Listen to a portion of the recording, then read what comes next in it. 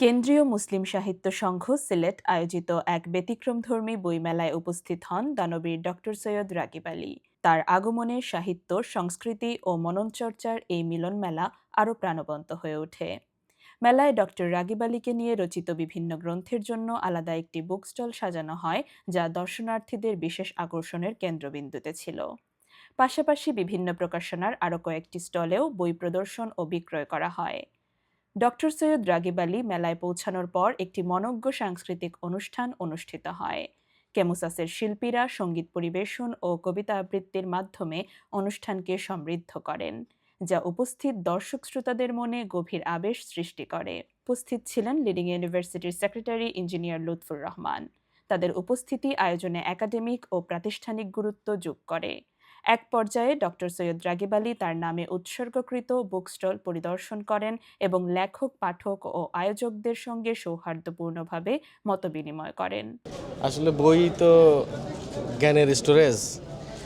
বই দেখতে, বই পড়তে এবং বইয়ের মেলাতে যাইতে খুব ভালো লাগে। তো আমি আসছিলাম আমাদের রাগিব রাবেয়া ফাউন্ডেশনের পক্ষ থেকে একটা স্টল আছে, স্টলটা দেখতে। এবং স্টল দেখে দেখলাম যে এদিকে অনেকগুলো বইয়ের দোকান, ঘুরে ঘুরে দেখছি, ভালো লাগছে। বই মেলা থেকে প্রত্যাশা হইল আমাদের যারা তরুণ প্রজন্ম আছে তারা বই মেলাতে আসবে। আর এখন তো মোবাইল, ফেসবুকের যুগে কেউ বই পড়তে চায় না। এখানে আসলেও তাদের বইয়ের প্রতি একটা আকর্ষণ হবে, বই পড়ার প্রতি একটা আগ্রহ বাড়বে। এদিকে বইমেলার আয়োজকবৃন্দ সিলেটের ডাক মাল্টিমিডিয়ার সঙ্গে সাক্ষাৎকারে বইমেলার ইতিহাস, বর্তমান অবস্থা ও ভবিষ্যৎ প্রত্যাশার কথা তুলে ধরেন। সমগ্র আয়োজনটি ছিল সাহিত্য ও সংস্কৃতির এক সার্থক মিলন মেলা।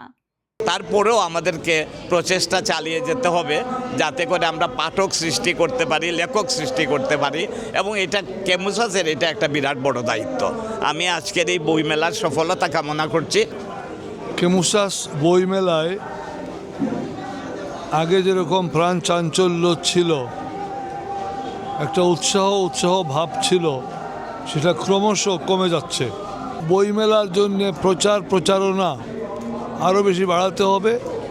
আমাদের যে সাপ্তাহিক সাহিত্য আসরগুলো আরও প্রাণবন্ত করতে হবে।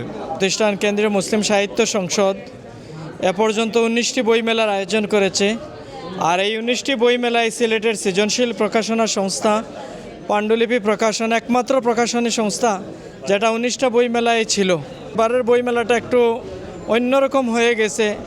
আয়োজকরা সময় নির্ধারণ ঠিকমতো করতে পারেননি এবং ঠিকমতো প্রচারণা মনে হয় ভালো হয়নি, এবং মূলধারার প্রকাশনী যেগুলো আছে বাংলাদেশের এইগুলা দুই একটা ছাড়া তেমন কাউকে দাওয়াত দিয়ে উপস্থিত করতে পারেননি।